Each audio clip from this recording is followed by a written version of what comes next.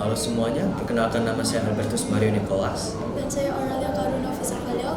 Kami telah melakukan penelitian di bidang psikologi yang berjudul Pengaruh Intensitas Belajar Terhadap Tingkat Stres Siswa, studi kasus siswa SMA 1 Palembang bersama guru pembimbing kami, yaitu Pak Herman Yosef Sudo Endrayanto. Belajar merupakan suatu proses yang sangat penting dalam meningkatkan pengetahuan, kemampuan berpikir, sikap positif, dan keterampilan individu yang berguna dalam masyarakat. Ukuran atau seberapa sering siswa mendedikasikan diri dalam kegiatan pembelajaran disebut dengan intensitas belajar. Tinggi rendahnya intensitas belajar berpengaruh pada kondisi psikologi siswa, tentu dilatar belakangi oleh berbagai faktor. Perlu diperhatikan bahwa intensitas belajar yang berlebih dapat memberikan stres akademik bagi siswa, sehingga peneliti meneliti bagaimana pengaruh intensitas belajar terhadap tingkat stres siswa. Studi pustaka yang kami gunakan adalah sebagai berikut: pengertian belajar menurut Sujana, pengertian pembelajaran menurut Depdiknas, pengertian intensitas belajar menurut KBBI, dan pengertian stres menurut UNICEF. Rumusan masalah kami adalah bagaimana pengaruh intensitas belajar terhadap tingkat stres siswa-siswi SMA 1 Palembang. Metodologi penelitian kami yaitu sebagai berikut. Pertama yaitu mengenai pengumpulan data. Data yang kami gunakan merupakan data primer yang diambil dari kuesioner terkait dengan tingkat stres siswa dan pengaruh-pengaruh intensitas belajar siswa yang dibuat dan disebarkan melalui Google Form.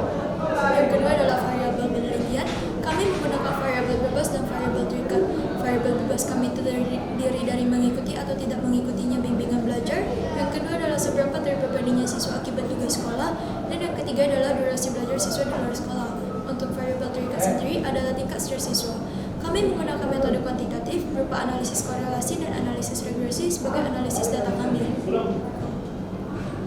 Hasil dan pembahasan kami paparkan secara tabulasi. Pertama, mengenai hasil analisis regresi pada siswa kelas 10. Nyatakan bahwa mengikuti bimbingan belajar di luar sekolah atau dinyatakan dalam variabel X1, tugas sekolah atau dinyatakan dalam X2, durasi belajar di luar sekolah atau dinyatakan dalam X3, memberikan pengaruh kepada siswa sebesar 0,16 atau 16%, dinyatakan dalam S-square. Intercept di sini diartikan sebagai tingkat stres minimum siswa, yang artinya apabila variabel X1, X2, dan X3 bernilai 0, maka tingkat stres minimum siswa sudah mencapai angka 0,92 atau 92%. Selain itu, variabel X1 bernilai negatif, yang artinya tingkat stres siswa justru akan berkurang apabila siswa mengikuti bimbingan belajar di luar sekolah. Selanjutnya yaitu hasil analisis regresi pada siswa kelas 11. Menyatakan bahwa variabel X1, X2, dan X3 memberikan pengaruh stres pada siswa sebesar 0,37 atau 37%. Selain itu, tingkat stres minimum siswa yaitu mencapai 0,80 atau 80%. Selanjutnya, untuk analisis regresi terhadap siswa kelas 12. Siswa kelas 12 sendiri sudah memiliki tingkat stres minimum sebesar 88%. Variabel X1, X2, dan X3 akan mempengaruhi tingkat stres siswa sebesar 42%. Dan apabila variabel X1 bernilai negatif, maka tingkat stres siswa akan dapat berkurang jika siswa tersebut mengikuti bimbingan belajar di luar sekolah.